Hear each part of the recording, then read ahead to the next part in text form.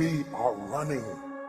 I think this is now fairly public information. I saw similar information on the New York Times website, so I'm not divulging anything crazy, but it basically said this.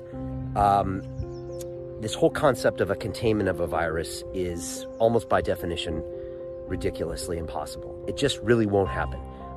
Possibly, if you would have got to this in 24 hours and literally cordoned off and maybe exterminated people in Wuhan, you might have been able to. But the way this thing is transmitted, it just goes.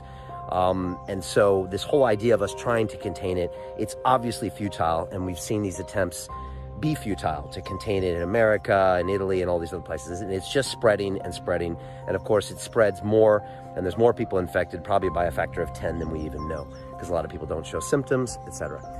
So now we're in this delay stage. Now the reason they have the delay is because people that are going to be affected by this virus, and I'll talk about this shortly, are the ones that are sick, that are elderly, that have respiratory problems. Those are the ones that are going to clog up the hospitals here in the UK and in America. And it means if there's 10,000 people that need respirators because they're getting pneumonia, they'll turn them away and they'll die. If we can delay this, it spreads those cases out and they can handle that reality. So that's an understandable thing. But here is a fact that you need to get your head around. And when I heard about this on Friday, I went a bit low for a while until I understood what was happening. And that's this. 70 to 80% of the population on this planet are going to get the coronavirus, period. That means most likely you and me and your family and your kids. It's going to happen. It's going to happen in the next month or the next 4 months, or it's going to come back next winter and hit everyone. And if we look to history, the Spanish flu, which killed, I think, 40 or 50 million people around the world, about 1% of the population, I think, it came in 1917, but it didn't obliterate the population until 1918, when it came back in the winter flu seasons where everyone's immunity is low, and it nailed everybody. The good news is that a small percentage of us will die. Now, the numbers are still out right now, but the latest intelligent numbers say about 1%. But this has really moved out on the spectrum. We're seeing very few children or no children dying from it. Healthy adults from, say, 18 to 40, it's like 0.2% is what they reckon. And then 50, 60 and over, it's like 10 to 15%, and anybody with respiratory issues. So those are the people that are going to die, and they're going to die, and it's going to be sad, and hundreds of thousands of people are going to die from this, and it's going to be those people. And that means you have to be careful around those people. We have to make sure they have beds. You need to stay away from elderly people, and you need to tell them to stay put and try to stay isolated. If you can, stay healthy, stop smoking. That's not going to help you. Sleep better, get your vitamins, get your healthy lifestyle up, eat better, stop drinking. There was a guy on Rogan that said the obesity epidemic in America is not going to do anyone any favors when it comes to their immune system. So take this stuff really seriously. It's really important to learn. I honestly think I'm 80 to 90% right, but I'm not a doctor. So please try to corroborate this with other people. But I hate living in fear and living in the unknown.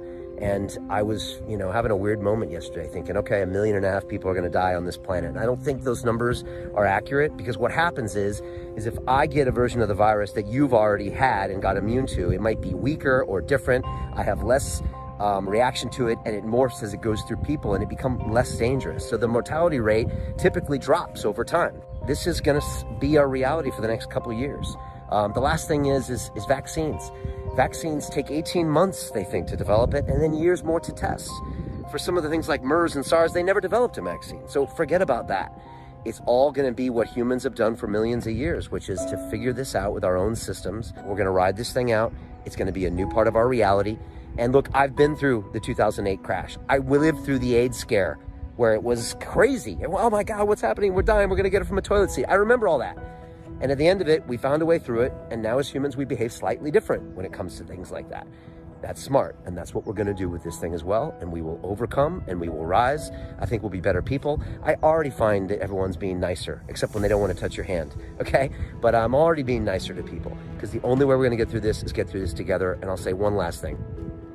This could be that test we were looking for as a society, the thing that's going to bring us together and show us that we truly are all one. Let's remain calm. We are running out of time.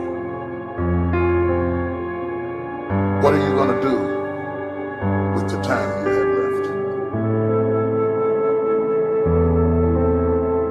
I say,